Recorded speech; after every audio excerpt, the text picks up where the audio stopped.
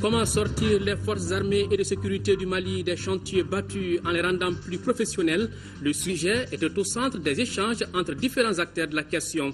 C'était à l'occasion du premier conseil supérieur de la fonction militaire qui a débuté aujourd'hui même à Bamako. Le 4 avril, journée internationale de la lutte contre les mines antipersonnelles et la prolifération des armes légères et de petit calibre, la journée a été marquée ici par la destruction d'explosifs à Kambila dans le cercle de Kati.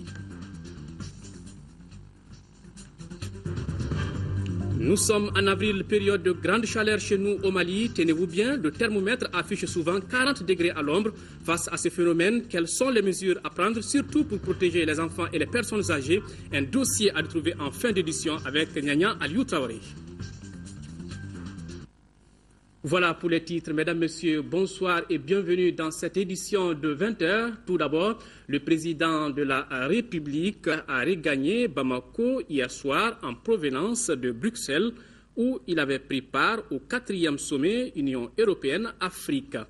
Ibrahim Boubacar Keïta, comme vous le voyez sur ces images, a été accueilli à sa descente d'avion par le Premier ministre, les membres du gouvernement et plusieurs autres personnalités. Voilà, le président de la République, Ibrahim Boubacar Keïta, hier soir en provenance de Bruxelles, où il avait pris part au 4e sommet Union européenne-Afrique. Il salue ici les corps constitués. Voilà, la rencontre de Bruxelles a décidé de renforcer la sécurité au Sahel et particulièrement dans le nord de notre pays. L'Europe s'est engagé également à soutenir le Mali, à réussir rapidement le processus de dialogue en cours. Ibrahim Traoré et Brema Koulibaly sont nos envoyés spéciaux à Bruxelles. Reportage. Au 4e sommet UE-Afrique, le Mali est venu faire entendre sa voix au plus haut niveau.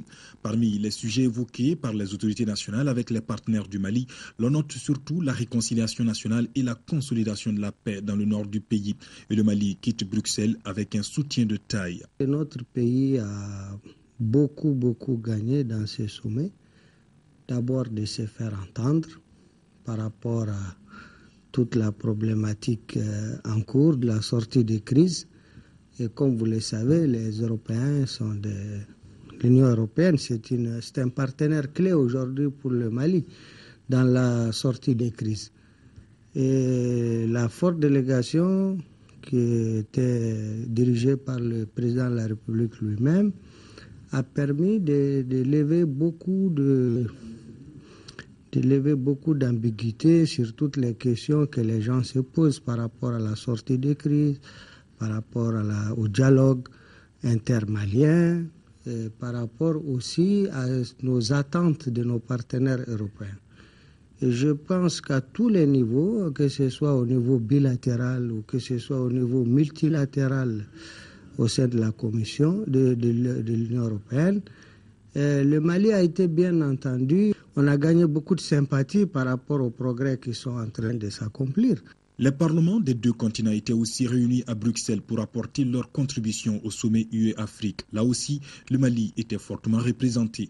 On a parlé surtout de paix, on a parlé surtout de sécurité et on a rencontré aussi à cette occasion les ONG, toujours les ONG qui s'occupent des droits de l'homme. Au cours de la réunion, j'ai rétabli quand même la vérité pour que les gens sachent que c'est vrai qu'on était en guerre, c'est vrai qu'après une guerre, il peut toujours avoir des débordements, des deux côtés d'ailleurs, c'est que les ONG ne disent pas trop. Moi, je trouve que les ONG parlent plus de ce que peut-être le MNLA représente comme étant des Touaregs, parce que pour nous, Touaregs, Soreil, Peul, Bambara, c'est toujours des Maliens. Donc c'est vraiment déplorable. Il faut être honnête et rétablir les choses. Et c'est surtout dommage que pendant qu'on parle de paix, pendant qu'on parle de réconciliation, que le MNLA soit encore dans une logique de lobbying au Parlement européen, comme s'ils étaient des Européens. S'ils doivent faire du lobbying ou bien s'ils doivent expliquer des choses, je pense qu'il faut le faire d'abord au Mali, entre nous Maliens. Donc les parlementaires ont très bien compris et je profite de l'occasion pour vraiment remercier Louis Michel qui a eu cette initiative et qui a été toujours à nos côtés et qui a dit publiquement que l'Union européenne, en tout cas les parlementaires de l'Union européenne vont continuer à supporter les pays dans lesquels il y a des guerres, les pays dans lesquels il y a des problèmes et principalement le Mali. La sécurité au nord du Mali était quasiment au cœur de tous les entretiens que le président de la République a eus avec ses pairs et autres partenaires du Mali. Relever ce défi pour le chef de l'État impose la mutualisation des efforts.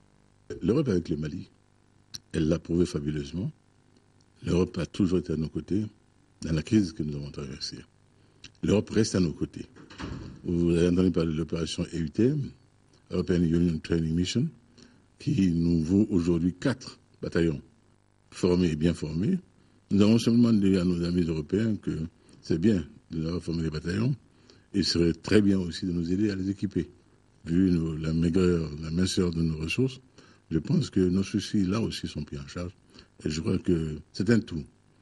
L'Europe est bien consciente que la sécurité du Mali engage quelque part sa propre sécurité.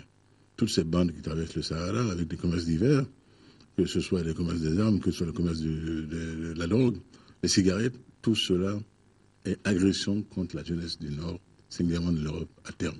Il est donc bon que nous conjurions ces fléaux et ces menaces ensemble. Et c'est ce qui est engagé, et fabuleusement engagé. Je ne repars de Bruxelles très satisfait, surtout au sortir d'une audience avec le roi de Belgique, où nous avons retrouvé la reine Mathilde, qui est une amie du Mali, a souhaité que nous ayons un entretien en aparté pour me dire tout ce qu'elle pense de bien de mon pays et me redire encore sa satisfaction d'y avoir passé quelque temps. Et je l'ai engagé évidemment à revenir nous voir et c'est avec le plus grand bonheur que nous l'accueillerions si c'était possible. C'est donc tout rassuré et réconforté que le président de la République et sa forte délégation ont quitté Bruxelles. Le prochain sommet UE-Afrique est annoncé pour 2017 dans un pays africain. Je vous le disais en titre, ouverture ce matin à l'école de maintien de la paix du premier conseil supérieur de la fonction militaire autour des réformes de nos forces armées. Il s'agit de réfléchir sur les voies et moyens de sortir les forces armées du Mali des chantiers battus en les rendant plus professionnelles et aptes à relever les défis de la problématique sécuritaire dans nos pays. Compte rendu, Daouda Sidiki Diarra. La première réunion du Conseil supérieur de la fonction militaire est le témoignage éloquent du changement qui est en train de s'opérer au sein des forces armées du Mali, FAMA. Au cours de cette rencontre, il s'agit de réfléchir sur les voies et moyens en vue de rendre nos forces encore plus professionnelles et aptes à répondre aux défis du moment. La réforme des forces armées s'est imposée tout naturellement à cause du contexte de mauvaise gouvernance dont, hélas, nous avons tous été témoins, qui a désorganisé nos forces et jeté le peuple malien avec son armée dans les bras de l'ennemi. Dès lors, une mise à niveau devenait nécessaire pour donner un nouveau départ à notre armée nationale afin de mettre l'État à l'abri d'autres surprises désagréables. C'est pourquoi depuis le mois de décembre 2013, le processus de réforme de nos forces a été entrepris avec toutes les composantes des forces armées nationales. Il se décline en 3 grands axes, à savoir construire l'armée de nos besoins, développer une politique cohérente des ressources humaines, enfin tourner notre outil de défense vers le futur. Venus de toutes les régions militaires du Mali, les membres du Conseil supérieur de la fonction militaire vont faire des contributions visant à améliorer la qualité des documents portant sur la réforme des armées. À travers les documents qui vous ont été remis, il s'agit de questions relatives aux conditions de vie, au statut du personnel et aux questions sociales.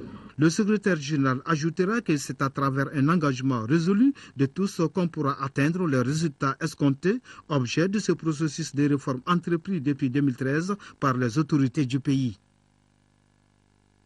Toujours dans le cadre de la paix, le Mali commémore aujourd'hui, à l'instar des autres pays du monde, la journée internationale de lutte contre les mines et la prolifération des armes légères et de petit calibre. Une journée marquée ce matin par la destruction d'explosifs à Kambila dans le cercle de Kati. La cérémonie était organisée par la Commission nationale et le système des Nations Unies de lutte contre le phénomène Lamine Keïta. La problématique de la prolifération des armes légères et de petits calibres constitue l'un des grands défis à relever pour beaucoup de pays africains. Aussi, pour montrer tout son intérêt à la lutte contre le phénomène, les Nations Unies ont consacré le 4 avril Journée internationale d'action contre les mines. C'est une journée particulièrement importante pour le Mali, a souligné le représentant spécial du secrétaire général des Nations Unies au Mali. C'est extrêmement important parce que beaucoup aussi des Maliens, des enfants, des femmes sont morts à raison des mines qui sont encore là et les explosifs et les remnants de la guerre. C'est pour cela que le UNMAS, c'est l'Organisation des Nations Unies pour la lutte contre les mines, avec l'UNICEF, mais surtout aussi avec les institutions de votre pays, on fait la lutte ensemble. Et vous avez aujourd'hui vu un peu comment ça marche. C'est un travail extrêmement spécifique. Nous avons des militaires de Népal et de Cambodge qui sont venus spécifiquement pour ce travail. Pour les représentants de la Commission nationale de lutte contre les armes légères, la circulation des armes est une menace contre l'autorité de l'État et la sécurité des populations. Ce jour du 4 avril est une date importante.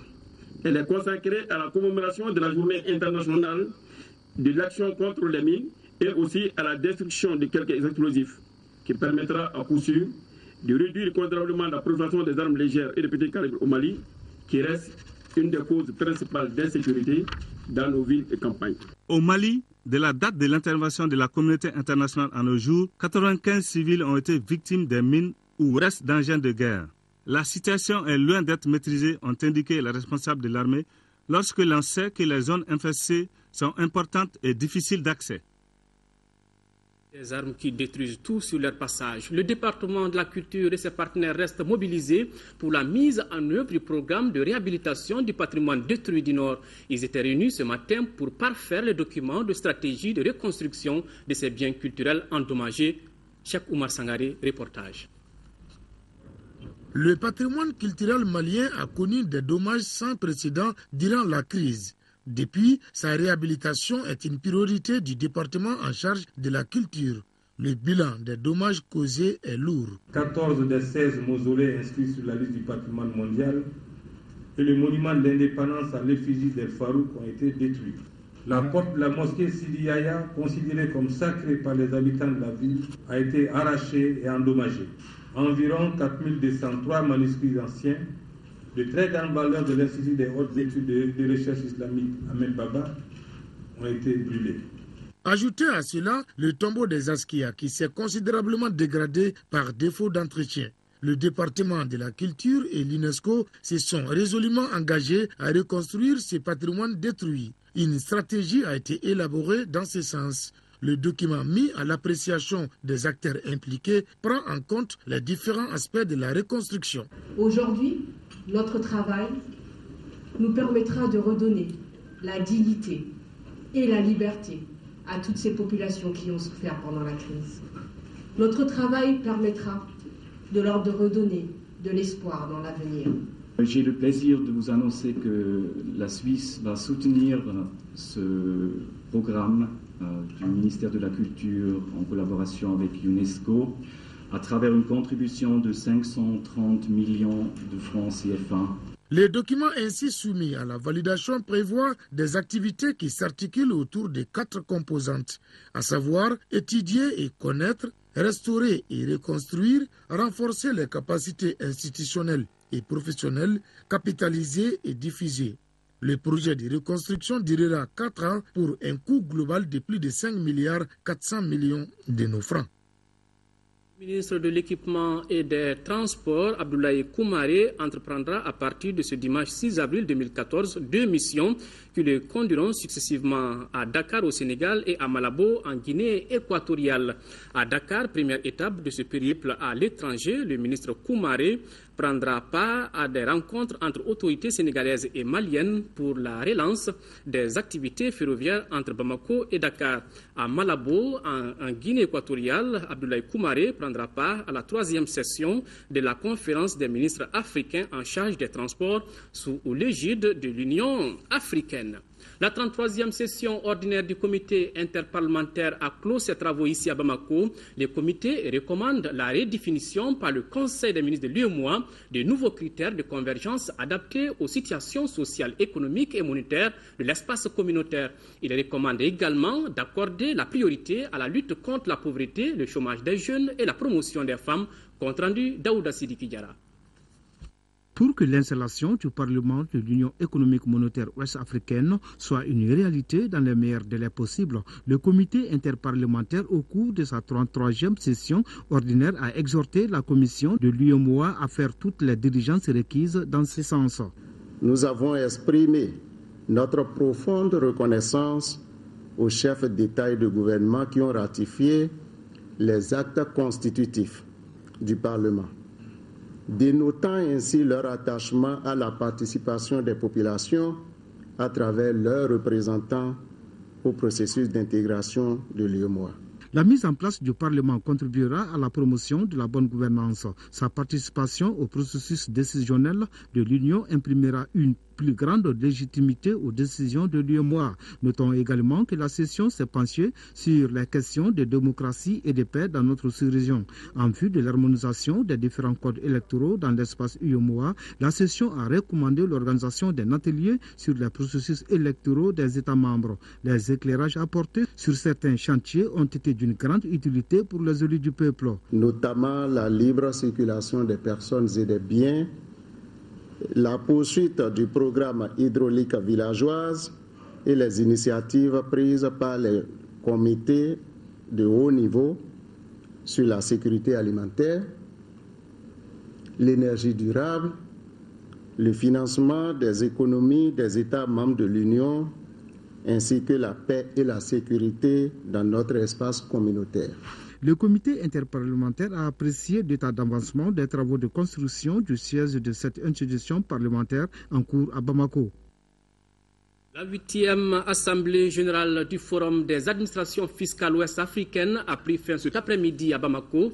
Le thème de cette rencontre était fiscalité du secteur des télécommunications. Cette activité a regroupé les représentants des administrations des pays membres de la CEDEAO. Reportage à Rachel Tissougué. Les représentants des administrations des pays membres du Forum des administrations fiscales ouest-africaines FAFOA ont examiné les voies et moyens leur permettant de prendre en charge tous les aspects spécifiques du prélèvement fiscal dans le secteur des télécommunications. Cela contribuera à l'élargissement de l'assiette fiscale dans les 15 pays qui composent le FAFOA. Je suis convaincu que la mutualisation de nos expériences sur les thèmes abordés a permis aux participants d'approfondir leurs connaissances et de mettre en évidence l'importance du secteur des télécommunications dans l'économie de nos pays, la contribution significative du secteur en termes d'emploi, de recettes fiscales de l'État, le rôle de plus en plus important du secteur dans le domaine social, l'importance et la mise en place d'un dispositif juridique et fiscal adéquat. La signature d'un mémorandum entre le Forum des administrations fiscales ouest-africaines et la CEDEAO était également au cœur des échanges. C'est donc un mémorandum. Il s'agit de faire en sorte que la CEDEAO prenne en compte l'existence du FAFOA et que la CEDEAO apporte son appui aux activités du FAFOA, comme les pays de l'Afrique de l'Est le font pour la TAF. Il a également été question du recrutement du secrétaire exécutif du FAFOA, du paiement des cotisations par les États membres et du programme de renforcement des capacités pour l'année 2014. Lancement dans la commune rurale de Sangaré-Bougou des activités de la journée de l'enfant orphelin. La journée a été marquée par des consultations et traitements gratuits et la remise de kits scolaires aux enfants. C'est une initiative de Qatar Charity. Aramata Konaté nous en parle. La lutte contre les parasites et les maladies chez les orphelins est engagée dans la commune rurale de Sangaré-Bougou. C'est pour contribuer à l'amélioration de la santé de ces enfants. Si cette étape concerne tous les enfants orphelins, la phase de remise de kits scolaires et de vélos est réservée à ceux qui occupent le premier rang de leur classe. Ces actions constituent une source de satisfaction pour les autorités. Merci à Qatar Charity et à Vibon de penser à ces enfants victimes de la fracture de l'innocence. Qatar Charity et Vibon sont à pied d'œuvre dans 8 régions du Mali et travaillent dans 34 communes rurales sur le territoire national pour aider les enfants à survivre et à s'épanouir, de leur jeune âge jusqu'à la fin de l'adolescence. C'est-à-dire les enfants âgés de 0 à 18 ans. À ce jour, 1177 enfants sont parrainés. Pour cette année 2014, notre objectif est d'atteindre les 2000 orphelins, soit une allocation annuelle estimée à 420 millions de francs CFA. Cette cérémonie de lancement offre l'occasion aux orphelins de faire certaines requêtes. Nous demandons en cette occasion solennelle la gratuité de l'enseignement jusqu'au niveau de la 6e année fondamentale. Cette activité vient en prélude à la Journée mondiale des orphelins, un événement que le Mali s'apprête à commémorer pour la première fois le 25 juin prochain. Hors de nos frontières maintenant, le Tchad décide de se retirer de la force africaine après plusieurs mois de polémiques sur son intervention en République centrafricaine. Le départ de ces 850 soldats tchadiens va créer certainement un grand vide. 30 morts, près de 300 blessés, pour l'essentiel des femmes et des enfants. Ce lourd bilan annoncé par l'ONU est imputé aux soldats tchadiens. Venus protéger un convoi de musulmans sur le départ, ils ont le week-end dernier tiré sur la foule, augmentant le sentiment anti-tchadien. Tu nous maltraites, on ne sait pas si est-ce que l'opinion internationale voit ce qui se passe en RCA. Je me suis dédié considère la RCA comme étant une préfecture tchadienne. Sinon, normalement, on ne devrait pas se comporter comme ça. Une critique qui remonte au début de la crise, en mars 2013. Pour beaucoup de Centrafricains et d'observateurs, la prise du pouvoir par Michel Djotodia et les rebelles de la Séléka n'a été possible que grâce au bon vouloir des soldats tchadiens déjà présents au sein de la FOMAC et qui ont laissé faire. Un appui et un soutien dénoncés au cours des 10 mois de chaos durant lesquels pillage et exactions étaient le lot quotidien. Pour la population, ces soldats étaient les protecteurs des rebelles venus du Nord, parlant arabe et de confession musulmane, contre une population à majorité chrétienne. Un parti pris qui, au fil des mois, a exacerbé les tensions interconfessionnelles. L'apparition des anti-Balaka, ces milices d'autodéfense et le regain de violence qui a accompagné le départ de Michel Djotodia ont mis les populations musulmanes et principalement tchadiennes en première ligne. Les éléments tchadiens sont eux aussi devenus des cibles, laissant des morts sur le terrain. Les accusations de l'ONU ont poussé le président tchadien Idriss Déby à rappeler les 850 hommes qui servent dans la force de l'Union africaine en RCA. À Bangui, on se réjouit du retrait de celui qui, depuis des années, fait la pluie et le beau temps en Centrafrique, imposant il y a 10 ans François Bozizé, avant de le lâcher pour la Séléka et laisser le pays à l'agonie. Le Rwanda s'apprête à commémorer le 20e anniversaire du génocide d'avril 1994. Aujourd'hui, ce douloureux événement est encore vivace dans les esprits, un moment de partage et de deuil. Ils sont nés l'année du génocide, il y a tout juste 20 ans, et ils portent la flamme du souvenir. Un feu symbolique qui parcourt tout le Rwanda pour honorer les morts. Ce jour-là est à Pandera, faubourg de Kigali, au lieu de massacre. Ici, en avril 1994, les miliciens interamoués ont exterminé plus de 20 000 Tutsis, abandonnés à leur sort par les casques bleus belges. Dans le stade recueilli, une rescapée confie son histoire. Mes enfants, mon mari, ma famille et mes voisins ont tous été tués. Mes 2 grands-enfants et mon frère ont sauté par-dessus la clôture du séminaire où nous étions cachés. Ils ont dit « On se reverra au ciel ». À travers Joséphine, chacun ici revit sa tragédie personnelle. Les proches tués sauvagement, le vide de l'absence. 2 décennies après, impossible d'oublier. J'ai vraiment souffert. Parce que j'ai perdu mes enfants. Ma famille a été décimée. Il ne me reste plus personne. Je suis resté seul avec mon chagrin. Quand je repense aux événements tragiques que nous avons traversés pendant le génocide, ça me traumatise énormément. Mais j'essaie de rester debout, d'être positive, avec l'espoir que ça n'arrivera plus. Gaspard, lui, est ce qu'on appelle un juste. Pendant le génocide, ce Hutu a sauvé plus de 30 familles Tutsis. À un moment, les miliciens voulaient venir fouiller chez moi. Alors j'ai pris la décision de partir avec la mère et les 6 enfants que je cachais et de les emmener chez mon cousin. Ça a été très dur. On devait marcher la nuit, il fallait couper dans les champs pour éviter d'être repéré par les miliciens. Moment de partage intense et de deuil, espoir aussi d'un avenir jamais plus terni par une telle tragédie. La flamme repart, elle terminera sa course dans la capitale rwandaise le 7 avril pour le jour du souvenir.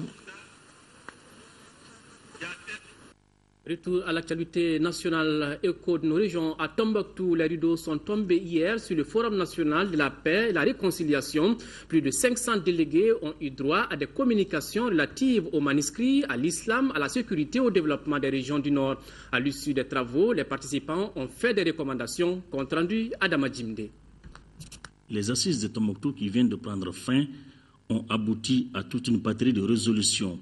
Accompagner le retour des réfugiés, des déplacés et des personnes vulnérables restées sur place. Diligenter le cantonnement des groupes armés et autres structures d'autodéfense. Il a été aussi question d'accélérer la construction de routes Tombouctou-Douanza, Tombouctou-Gomakura et celles reliant les différents cercles entre eux. Tout de même, la rencontre a été plus que enrichissante. Je salue l'idée du forum, parce que sans ça, les gens n'allaient pas se comprendre. Maintenant, on s'est assis, tout le monde a parlé, tout le monde s'est dégagé, on s'est bien entendu et qu'Inch'Allah, il y aura la paix. J'ai vu un grand engagement de la région de Tombouctou. Et tous ceux qui sont venus pour la semaine ont pris à bras le corps la réconciliation et le vivre ensemble. Les Nations Unies ont encore réitéré leur détermination à soutenir notre pays pour la restauration de la paix. Je crois que ça montre la grande volonté de la population ici, des chefs traditionnels, des représentants des jeunes, des sociétés civiles, d'aller à la paix, de vraiment renforcer la pression à tout le monde. Il n'y a pas d'alternative que la paix. Soyez assurés que le gouvernement de la République du Mali reste à votre écoute dans la conduite de la dynamique de la paix et de réconciliation nationale. Nous ferons un bon usage de cette moisson d'idées, des leçons pratiques soulignées et des pistes de solutions évoquées. En effet, la semaine et chacun des événements de type œcuménique qui l'ont précédé jusqu'à présent montrent que la foi du peuple malien, toute diversité ethno-culturelle et géographique confondue, reste inébranlable. Les débats étaient certes houleux et tendus pour des participants animés d'une même et seule foi, celle de bâtir le Mali, se réconcilier afin de construire un Mali uni et prospère. En 4e région, le général de corps d'armée Castor était en visite hier au 26e bataillon des travaux du génie de Bafo. Il était accompagné du tout nouveau commandant de l'UTM au Mali. Le chef d'état-major allemand était venu s'enquérir de l'état d'évolution de la formation des 48 militaires du génie aux techniques de franchissement que son pays pilote à travers l'UTM Kandesila. Le niveau atteint par les 48 stagiaires maliens en un mois est assez flatteur. En quittant son pays, le général de corps d'armée Castor ne s'attendait pas certainement à un tel progrès des militaires maliens. Le but de ma visite, c'est de voir comment est effectué le travail qui est demandé ici, de m'assurer qu'il est bien fait, de m'assurer que les soldats allemands ont besoin de tout ce qu'il leur faut pour remplir la mission au profit de l'armée malienne. Au cours de sa première sortie, le nouveau commandant de l'UTM a apprécié l'exercice de franchissement totalement exécuté par les stagiaires maliens. Il a aussi salué la délocalisation de formation entreprise par son institution. Les bénéficiaires se sont réjouis de la grande attention que l'UTM porte à l'armée malienne quand on sait que le franchissement est un élément essentiel du combat nouveau. À l'issue de cet exercice que nous venons de voir, la direction du génie militaire en tant que bénéficiaire se réjouit de la réussite de cette formation de franchissement qui est à son premier mois. Il faut le savoir, la formation de 3 mois. Ce n'est pas le franchissement seulement notre métier. Il y a une autre spécificité du génie militaire, c'est-à-dire le déminage. Cette visite du général allemand aux stagiaires de Bafo a été beaucoup appréciée par les autorités militaires de la 2e région, puisqu'elle a rehaussé le moral des stagiaires et leurs formateurs. Retour à Bruxelles avant de quitter. Le président de la République, Ibrahim Boubacar Keïta, avait reçu en audience Louis Michel. Le député européen était venu réitérer au chef de l'État le soutien du Parlement européen au Mali dans ses efforts de sortie de crise. Nous écoutons Louis Michel à sa sortie d'audience au micro de nos envoyés spéciaux. J'ai eu l'occasion de dire au président tout le bien qu'on pensait de son travail et des efforts qu'il fournit pour stabiliser son pays. Nous savons bien évidemment que le défi est immense, mais il a la légitimité pour avancer des solutions, pour avancer sur ces questions, mais il faut évidemment que tout le monde y mette du sien. Ce n'est pas unilatéral, on ne peut pas évidemment pacifier tout seul. Il faut respecter des principes, ce qu'il fait. C'est un homme rigoureux, c'est un homme que j'apprécie pour son intégrité intellectuelle, politique, personnelle, et je pense que c'est un peu l'avis de tout le monde dans la communauté internationale. Le président jouit d'une grande crédibilité au sein de la communauté internationale et c'est un atout majeur pour le Mali. Et donc nous sommes tous derrière lui. Nous savons évidemment qu'il faudra encore un peu de temps, qu'il faudra encore faire des efforts, que nous devrons nous aussi, nous Européens, prendre notre part un peu plus encore que ce que nous faisons aujourd'hui. Parce que ce que le président disait est très juste. Ce qui se passe au Mali, ça ne concerne pas que les Maliens, ça concerne aussi au premier chef, d'une certaine manière, la tranquillité de l'Europe. Il est évident que nous sommes en première ligne pour souffrir des conséquences ou des effets collatéraux de la déstabilisation du Mali. Donc nous sommes totalement engagés derrière lui et au Parlement européen. Moi je peux en tout cas témoigner que nous lui faisons totalement confiance, qu'on est avec lui, qu'on sait que si une solution doit intervenir, il est le mieux placé pour la forcer. On sait que c'est un homme rigoureux, il ne va pas pour des raisons de facilité faire droit, disons, à la complaisance. C'est quelqu'un qui sait où il va, qui sait où il veut conduire son pays, et donc nous sommes avec lui. Retour au Mali, direction Ségou. Les travaux sur les grandes réformes de la décentralisation ont débuté dans la cité de Balanza. Il s'agit de donner d'amples informations à l'ensemble des élus de la région pour une meilleure mise en œuvre du processus de décentralisation. Compte rendu, Fousseni Samake. Cette rencontre a regroupé les maires de 118 communes, les représentants des conseils de cercle, les députés et les responsables administratifs de la région de Ségou. L'objectif est de mettre ces acteurs au même niveau d'information sur les grandes réformes de la décentralisation et échanger avec les responsables des syndicats des travailleurs des collectivités pour relever les défis d'une meilleure décentralisation au Mali. C'est au prix de la paix, de l'union, de la cohésion, mais aussi et surtout du travail, que nous apporterons tous ensemble une réponse structurelle et durable à certains défis de notre décentralisation et à des questions de développement du pays. Le processus de décentralisation a enregistré des avancées en matière de santé, d'éducation, d'hydraulique, de développement social et de l'économie solidaire, qui constituent d'ailleurs les domaines transférés à ce jour. Les responsables des collectivités, syndicats des travailleurs et leurs partenaires se sont engagés à accompagner la mise en œuvre du processus de décentralisation au Mali. En deuxième région, les membres du comité de suivi du contrat-plan État-Office du périmètre irrigué de Baguineda et producteurs ont tenu hier une réunion sur les contrats-plans 2012, 2014 et 2015-2017 de la structure. L'État, l'OPIB et les producteurs s'engagent pour la mise en œuvre du programme de développement destiné aux populations de la zone d'intervention de l'Office. Koulikoro Seydou Traoré. Le contrat-plan État-Office du périmètre irrigué de Baguinda au PIB et producteurs est un document qui engage les trois parties à, entre autres, intensifier et diversifier les cultures, renforcer la capacité des organisations paysannes et améliorer les infrastructures hydrauliques. Il va être demandé de façon particulière, d'abord aux producteurs, s'engager par rapport à ce qui est prévu. L'État, c'est pour corriger effectivement tout ce qui a été fait pendant l'ancien contrat-plan, qui est le contrat-plan 2012-2014, émayé par des développements dont on vient de parler. Et puis le PIB qui va mettre tout ça en œuvre pour mieux faire, comme le ministre de développement l'a dit. Malgré les contraintes de la crise socio-économique et sécuritaire du Mali, les difficultés d'accès à l'engrais subventionné pendant la saison agricole 2012, l'État a honoré ses engagements financiers à hauteur de plus de 74%. Pour les membres du comité de suivi, L'OPIB a su jouer sa partition et les producteurs ont pu mettre en valeur le périmètre.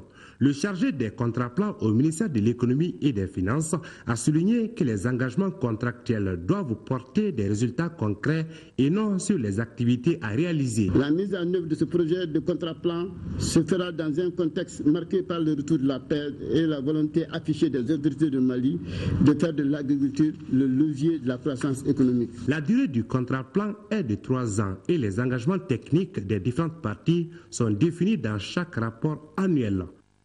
Direction Mopti, là-bas, l'association Guinadogon et les populations du village de Sari dans la commune rurale de Dinangourou, cercle de Koro, ont procédé aujourd'hui à l'installation de leur Toguna sous le parrainage de l'honorable Youssouf Aya. Pour cet événement, la mobilisation était totale. Compte rendu, Mahama Ibrahim Touré. Nous sommes à Sari, village de la commune rurale de Dinangourou dans le cercle de Koro. L'heure était à la grande mobilisation. Il y a de cela 682 ans que le Tuguna s'est installé à Soinongo et 33 villages se sont déplacés pour lui céder la place. Aujourd'hui, avec l'accord du vieux sage Ali Goro, le Tuguna aura pour nouveau site le village de Sari ce vendredi 4 avril 2014. Amadou Djemé, le vieux sage, a donné le coup d'envoi et fourni la première tige. Le Togona, c'est notre coutume. Du Mandé jusqu'ici, c'est la culture même des Dogons. Et toute la commune de Dinangourou, des Mandés, ils étaient ici d'abord. Il y avait 63 Togona ici. Le Tuguna symbolise la primauté de la communauté sur l'individu. Le respect dit aux anciens, la patience et l'humilité. Les pieds au nombre de 4 déterminent la puissance de la communauté. La profondeur des trous est de 60 cm et les dessins traduisent la hiérarchie sociale. Les femmes n'ont pas accès au Tuguna. N'importe où il y a à peu près 20 ou bien 40 Tuguna, tu vas trouver un Tuguna. C'est pour concerter les coutumes. Quand Dieu veut, se discute, les vieux se concertent sur ce hangar-là, dire que telle personne qui n'a pas raison. Là, les Dogons, on ne peut pas abandonner le Togona jusqu'à la fin du monde. Togona concerne le premier fondateur du village d'abord. Sur l'ancien site du Tuguna se trouve une pierre de protection. La cérémonie d'installation du Tuguna, parrainée par l'honorable Youssouf Aya, député à l'Assemblée nationale, adressée du beau monde. Le Tuguna est renouvelé en fonction de sa durée. À Bamako, les membres du comité de pilotage du projet Améliorer la capacité d'adaptation et la résilience face au changement climatique dans le secteur agricole sont en conclave à Bamako dans le cadre de la 4e session. Objectif partagé avec les membres de l'instance d'orientation et de pilotage des questions cruciales liées au fonctionnement du projet depuis 4 ans. Reportage Nando Dambélé. Initié par le gouvernement du Mali depuis 2010 avec l'appui du PNUD et Global Environment Facility, ce projet est mis en œuvre par le ministère du Développement rural à travers la Direction nationale de l'agriculture. La tenue de cette 4e session marque un tournant important dans la mise en œuvre du projet, eu égard à l'état d'avancement actuel, mais l'entrée en vigueur d'un nouveau partenaire qu'est l'Agence canadienne pour le développement international. Je pense qu'avec toutes les actions menées dans le cadre de ce programme, on a pu vraiment conscientiser les uns les autres par rapport aux risques que nous sommes en train de courir et tous les dangers qui se posent à notre production agricole, que ce soit l'élevage, la pêche, la production végétale et même la production forestière. À travers la tenue de cette 4e session du comité de pilotage, l'occasion vous est donnée d'examiner cela avec toute l'objectivité requise. L'équation entre le plan opérationnel que vous avez adopté lors de la 3e session et les résultats ici présentés. Les travaux qui dureront 2 jours regroupent en plus de l'équipe de coordination les maires des communes de Sandare, Massantola, Pensoba, Sizana, Mundoro et les représentants des chambres régionales d'agriculture de Kaï, Koulikoro, Sikasso, Ségou, Mopti et Gao. Santé à présent, session extraordinaire du conseil d'administration du Centre national d'appui à la lutte contre la maladie. C'était hier, le projet d'établissement du centre était soumis aux administrateurs. Un projet qui prend en compte les activités du centre de 2014 à 2018, compte rendu Mamourou Sidibé. Ce deuxième conseil d'administration extraordinaire du Centre national d'appui à la lutte contre la maladie, CNAM, est consacré à l'examen et à l'adoption du projet d'établissement 2014-2018. Ce projet s'appuie sur des choix d'objectifs et d'actions visant à orienter pour le moyen terme les activités et le fonctionnement du centre. C'est 5 années de planification en matière d'infrastructure, d'équipement, d'activité. Quand je dis activité, la formation est tout, et même les autres services que nous menons ici. Ce projet d'établissement est le résultat d'une dynamique interne qui prend en compte la satisfaction des besoins des populations et l'amélioration de leur état de santé. Ce projet qui vous est soumis à votre appréciation vise à mobiliser toutes les ressources du centre dans une entente parfaite afin de réussir ses missions. Il est constitué d'une part d'un schéma de planification, d'un plan d'opération sur 5 ans et d'autre part d'une estimation du coût des opérations. Son coût global est évalué à la somme de 10 679 309 000 francs CFA. La mise en œuvre de ce projet 2014-2018 permettra au CNAM de mieux remplir ses missions de service public. Il s'agit entre autres de la promotion de la recherche opérationnelle, la formation continue en matière de lutte contre la maladie et la surveillance de certaines maladies. 28 avocats stagiaires viennent de prêter serment devant la cour d'appel. La cérémonie a regroupé plusieurs membres de la famille judiciaire. Le procureur près la cour d'appel, Daniel Tessougué, dans un réquisitoire, a insisté sur les vertus comme la patience et la loyauté. Quant au bâtonnier de l'ordre des avocats, maître Seydou Koulibaly, il a invité les jeunes à exercer leur profession dans le strict respect des règles de cette profession. Il dira à l'occasion que la complémentarité est un principe d'or au sein de la famille judiciaire. Maître Fantasila est la marraine des récipiendaires. Voilà, 28 avocats stagiaires qui viennent de prêter serment devant la cour d'appel. Dossier de la rédaction mars et avril, des périodes de grande chaleur chez nous au Mali. Le thermomètre affiche souvent jusqu'à 40 degrés à l'ombre. Ouf, on étouffe de chaleur. Quelles sont les bonnes pratiques à observer? Comment éviter la déshydratation et surtout comment protéger les tout-petits et les personnes âgées des rayons solaires? Nyanya Aliou Traoré a bravé le soleil pour nous proposer ce dossier. Suivez.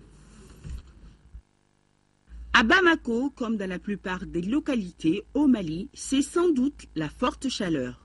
Depuis 9 h du matin, les rayons de Monsieur Soleil se montrent impitoyables. Aux environs de midi, la chaleur devient intenable. Cette situation est due au positionnement géographique de notre pays qui fait partie du Sahel. Avec cette forte humidité en atmosphère, la chaleur va continuer parce que les tendances sont à la hausse maintenant. La différence de pression entre l'Europe et les 20 degrés nord là.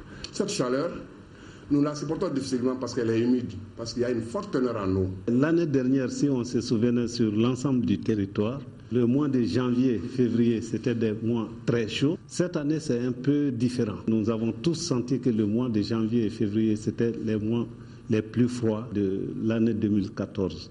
Donc cela est dû à un système qui s'appelle le front intertropical, qui fait un mouvement régulier cette année par rapport à l'année dernière. Vraiment, il fait très chaud maintenant. En cette période de chaleur, le goudron s'échauffe, ce qui fait éclater les pneus 2 à 3 fois par jour. Je bois chaque fois de l'eau fraîche parce qu'il fait chaud et que le soleil nous dérange.